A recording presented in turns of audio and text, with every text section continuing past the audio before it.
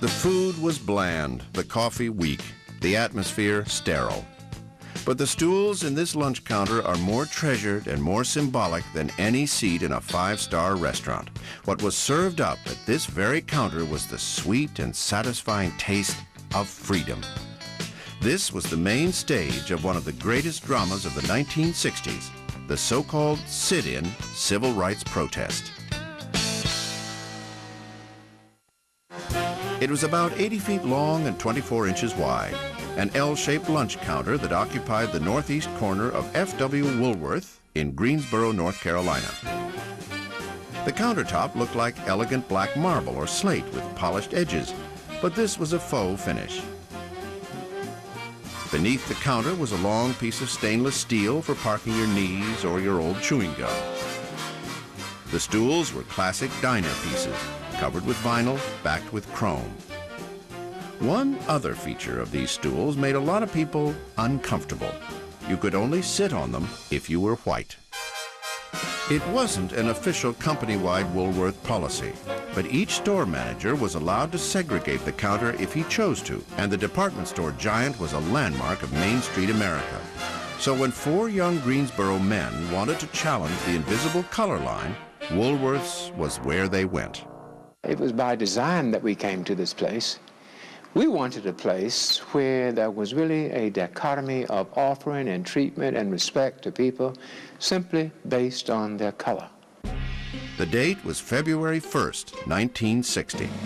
The four teenagers, freshmen at a local university, entered Woolworth's and began shopping for school supplies. It was a calculated move, meant to point out the hypocrisy of a store which would accept their money at the checkout, but not at the lunch counter. Receipts in hand, two by two, they approached the forbidden stools. All around this room, the bottom lips of the patrons were dropping, and people were just absolutely standing and staring and looking as though they were fixed in time. McCain expected to be cracked over the head, hauled off to jail, or both. And sure enough, a police officer soon appeared. And he started to pace the counter back and forth, and as he walked back and forth, he started to pound his nightstick in his hand. But after he paced 3 times with his nightstick, I said to myself, we've got him. He really doesn't know what to do. The Greensboro Four, they would soon be called: David Richmond, Franklin McCain, Azelle Blair, and Joseph McNeil. The defiance and pride visible on their faces would be severely tested in the months ahead. Every day, the Greensboro Four and a growing number of black and white supporters returned to the lunch counter. Taking shifts, they occupied the counter stools all day, enduring insults and threats from hostile bystanders. With newspapers, television, and radio closely following the protest, sit-ins spread throughout the South. Segregated lunch counters in 54 cities were taken over by the protesters. Still, the management of the Greensboro Woolworths stuck by its guns, and the corporate bosses kept out of it. For 6 months, protesters and waitresses glared at each other across this counter.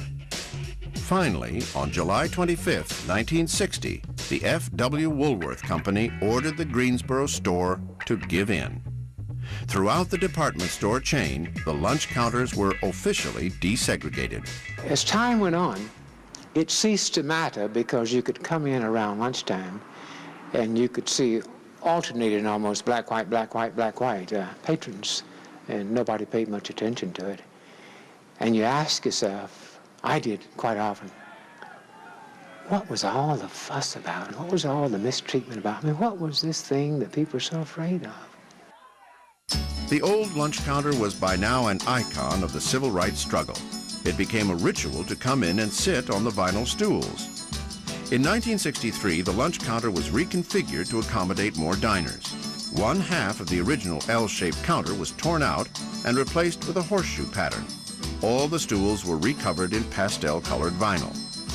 But one of the original long stretches of the counter was left exactly as it was in 1960. This photograph from the 30th anniversary of the sit-in was taken in 1990. It was the last time the Greensboro Four sat together at the counter. David Richmond died later the same year. At the same time, the old downtowns of small-town America were withering, and the old fixture, the five and dime store, went with them. The Greensboro Woolworths closed for good in 1993. But before the store was shut down, 2 8-foot sections of the surviving original lunch counter were removed. One was sent to the Smithsonian Institution, and the other to the Greensboro Historical Museum. The remaining 30 feet of the original countertop remains in place in the cavernous old building. The old Woolworths is being converted into a civil rights museum, and even though it is not yet officially open, visitors can drop by and actually sit on one of the famous stools. And thanks to what happened here in 1960, everybody is welcome to take a seat. The largest original portion of the sit-in lunch counter can be seen at the old Woolworths building, which is now the International Civil Rights Center in Greensboro, North Carolina.